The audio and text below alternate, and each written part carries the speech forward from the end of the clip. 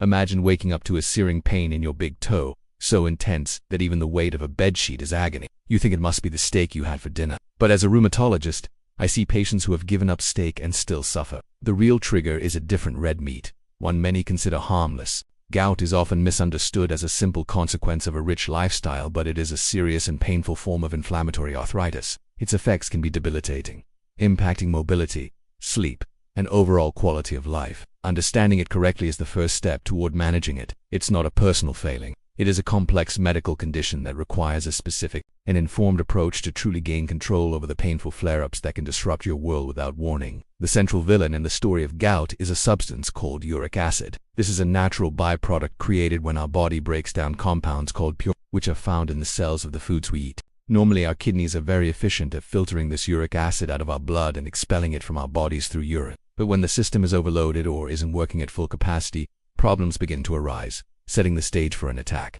A gout attack happens when the level of uric acid in your bloodstream becomes too high, a condition known as when the blood is saturated, the uric acid can no longer stay dissolved. It begins to form microscopic, needle-like crystals of monosodium urate. These sharp crystals then accumulate in a joint, most commonly the big toe, but also in ankles, knees, or wrists, triggering a massive and intensely painful inflammatory response from your body. The classic advice for preventing gout attacks is always focused on avoiding foods known to be high in purines. This list almost always includes red meat like beef and lamb, certain types of seafood such as shellfish and sardines, and alcoholic beverages, especially beer. For decades, this has been the standard dietary guidance given to patients, and it forms the basis of what most people believe they know about controlling this condition through food.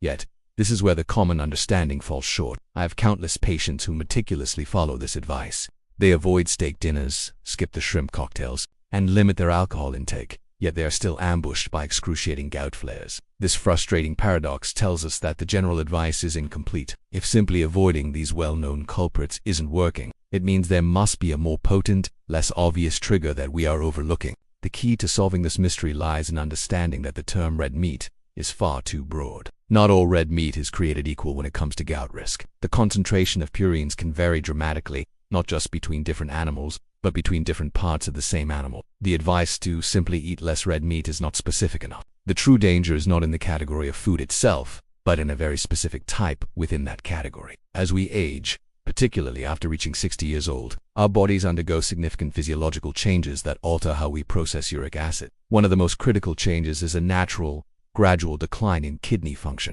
Even in healthy individuals, the kidneys may become less efficient at filtering waste products from the blood. This reduced filtration capacity means that uric acid, which was easily managed at age 40, can now build up to dangerous levels. Furthermore, many individuals over the age of 60 are also managing other health conditions, such as high blood pressure, diabetes, or heart disease. These conditions, often called comorbidities, can directly interfere with the body's ability to excrete uric acid. They can place additional stress on the kidneys and alter metabolic pathways, creating a perfect storm where the body's defense against high uric acid levels is significantly weakened. The medications used to manage these coexisting conditions can also play a major role. For instance, certain diuretics, which are commonly prescribed to treat high blood pressure, are well known for increasing uric acid levels as a side effect. This means that a medication intended to help one aspect of your health could be inadvertently making you more vulnerable to a painful gout attack, a fact that is often overlooked by patients. We must also consider the cumulative effect of diet and metabolism over a lifetime. For decades, your body might have been able to handle a diet with moderate to high purine levels without any issue. However, after 60 or 70 years, the system reaches a tipping point. The body's ability to compensate for dietary excesses diminishes, and the uric acid levels that were once manageable now begin to creep up into the danger zone, leading to the first ever gout attack in later life. Changes in metabolism and hormone levels that occur with aging also contribute to this increased risk. The body becomes less efficient at processing various compounds, including the purines found in our food. This metabolic slowdown means that the breakdown of purines can lead to a more significant and prolonged spike in uric acid levels than it would have in a younger individual, making every high purine meal a greater potential threat. Ultimately, the diet that you could safely enjoy in your younger years may become a direct threat to your joints after the age of 60. It's not that the food itself has changed. It is your body's ability to process that food that has fundamentally been altered. This is why a new, more precise understanding of dietary triggers is not just helpful. It is absolutely essential for maintaining a pain-free life in your senior years. To truly understand the risk, we have to stop thinking of red meat as a single food group, a lean cut of steak, for example, is biochemically very different from other parts of an animal. Labeling them all under one dangerous umbrella is both inaccurate and unhelpful. We need to dissect the category and look closer at the composition of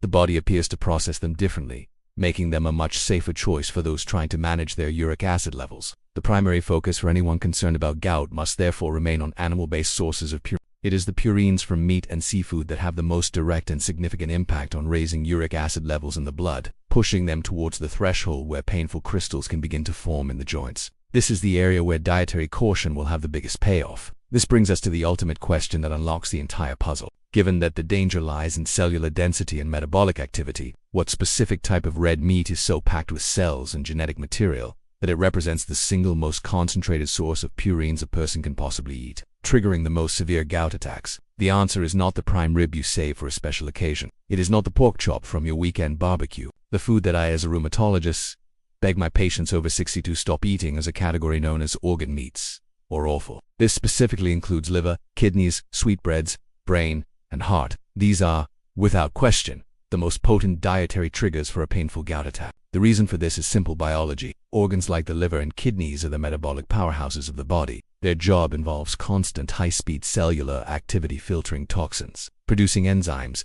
and managing countless biochemical processes. To do this work, their tissues are incredibly dense with cells, and each of those cells is packed with DNA and RNA. This makes them the most purine-rich foods on the planet. A secondary, but equally important, group to avoid are foods made from these high purine sources. This includes many traditional plea, which are often liver-based, some types of sausages, and concentrated meat extracts or gravies made from meat drippings and organ tissue. These products can hide an extremely high purine load in a form that is not immediately obvious, catching many people by surprise. The danger of organ meats is often masked by their cultural or perceived nutritional value.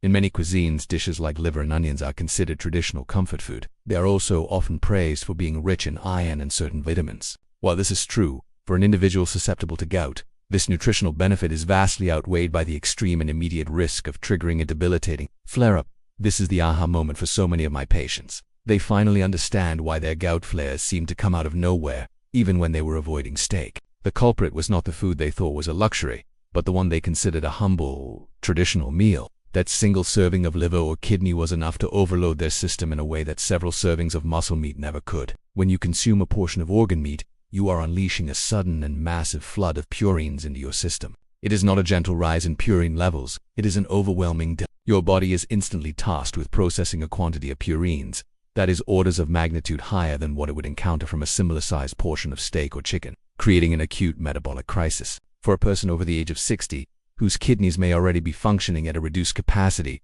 this sudden purine flood is simply too much to handle. The system is completely over. The rate of uric acid production skyrockets, far exceeding the kidney's ability to filter it out of the bloodstream. Blood uric acid levels don't just rise, they spike dramatically to highly supersaturated levels. In this state of extreme supersaturation, the uric acid has no choice but to crash out of the solution. It rapidly forms those sharp, needle-like crystals directly within the joint spaces and surrounding teeth.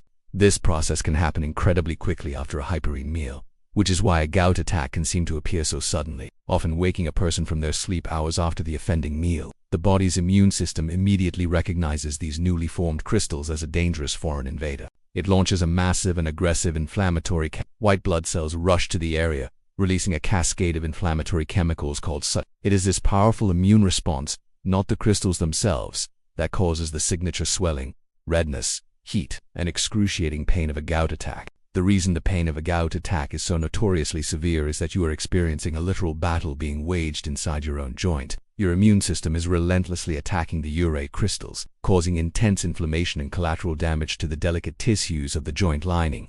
The pain is not a simple ache, it is an all-out assault from your own body's defense mechanisms. Beyond the immediate agony, repeated attacks triggered by these hyperine foods can cause permanent damage. Chronic inflammation can erode cartilage and bone, leading to lasting joint deformity. Over time, large deposits of crystals, known as tophi, can form under the skin and in the joints, causing chronic pain and disfigurement. Furthermore, the constant strain on the kidneys can contribute to chronic kidney disease. So, what is the plan of action? The first and most important rule for anyone over 60 with gout or high uric acid is the near-total elimination of all organ meats. This is not a food to be eaten in moderation. The risk is simply too high. Removing liver, kidneys, and other offal from your diet is the single most impactful dietary change you can make to prevent these severe attacks. What about regular red meat, like beef or lamb? The key here is moderation in both frequency and portion size. If you choose to eat it, opt for lean cuts, keep the portion to the size of the palm of your hand, and treat it as an infrequent indulgence rather than a dietary staple. This greatly reduces the purine load compared to eating it regularly or in large quantities. Focus on shifting your protein intake to safer alternatives. Skinless chicken breasts, eggs, and low-fat dairy products like yogurt and milk are excellent choices that are low in purines and support overall health. These proteins can provide the nutrients you need without posing the same level of risk to your joints, forming the backbone of a gout-friendly diet. Do not underestimate the power of plant-based protein. Foods like lentils, chickpeas, tofu, and beans are not only low in the type of purines that trigger gout, but are also high in fiber and other beneficial nutrients. Incorporating more plant-based meals into your week is a fantastic strategy for reducing your overall purine intake and improving your metabolic health. Hydration is also a critical component of your action plan. Drinking plenty of water throughout the day helps your kidneys function more efficiently and flush excess uric acid out of your system. Additionally, some studies suggest that consuming certain foods, like cherries or foods rich in vitamin C, may help to lower uric acid levels and reduce the frequency of attacks. However, it is crucial to remember that this information is meant to empower you, not to replace professional medical advice. The most important step you can take is to discuss your diet and symptoms with your doctor or a rheumatologist. Gout management is highly individual and may require medication in addition to dietary changes to keep your uric acid levels safely under control. Now you understand the secret that hides behind the most severe gout attacks. The greatest danger is often not in the occasional state, but in the culturally accepted organ meats that act as a superfuel for uric acid production. Armed with this specific knowledge, you can now make truly informed decisions to protect your joints, avoid excruciating pain, and take direct control of your health. If this video brought you clarity and helped you understand your body better, subscribe to the channel for more evidence-based health content that can genuinely change your life. And remember, the most vital step is always to talk to your doctor or rheumatologist. Share what you have learned today and work together to create a treatment and diet plan that is perfect for you.